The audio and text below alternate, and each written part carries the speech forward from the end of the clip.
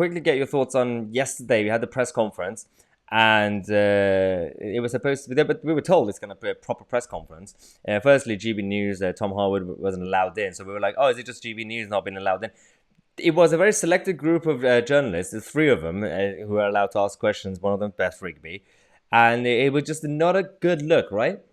Oh no! If you're going to host a press conference, you invite everybody, or you don't do one. I'm sorry, that should just be the general rule. And I actually think journalists should stop showing up to press conferences when the entire press hasn't been invited. You either believe in the free press and you believe that politicians should be open to everybody, or you don't. There's no kind of picking and choosing. It's also important to know that the questions they ask had to be submitted before the press conference and Wow. not during it. So they say them, but they'd already been I didn't know cleared that part, anyway. yeah. So for me, that's not a press conference at all. Well, they're running away from actual kind of accountability, right?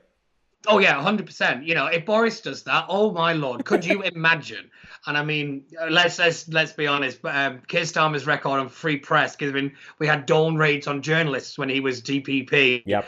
You know, and the way he went after journalists, he's not exactly a friend to the press, or that. Well, let's just say the press that don't like him. But yeah, I thought it was. I thought the image of that was actually awful.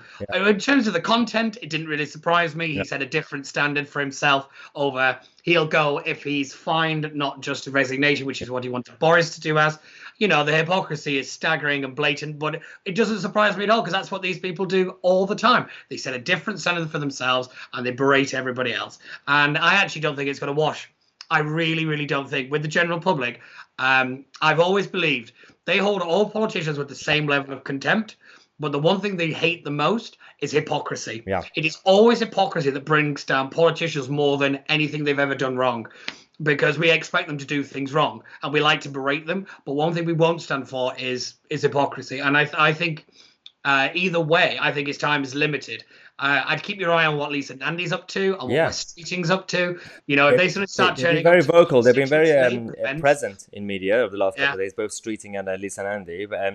It's quite Streeting had a complete disaster on Sunday. He, as he usually does, he's actually not that good at the media. I don't understand, but he's very good when he's been told what to say. But when he's off script, he's not that good at all. I think was it Leo Kearse on GB News the other day said he needs to go back and finish his GCSEs or something like that.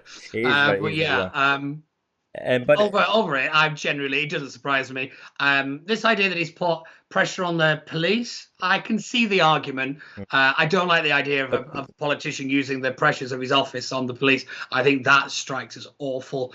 But again, it's Keir Starmer. It's the Labour Party. It doesn't surprise me. It shouldn't surprise anyone else. When it comes to morality, I know it's a weird one. But so yeah, we're gonna have to basically wait for the rest of the week, and also, of course, the actual debate on Queen's speech to see how it goes. So, yeah, as you said, we're gonna have a busy few months. Maybe every single one of these bills. I wonder how many of them are actually be U-turned or. Well, one thing I do expect to happen is a couple of them to be shoved together,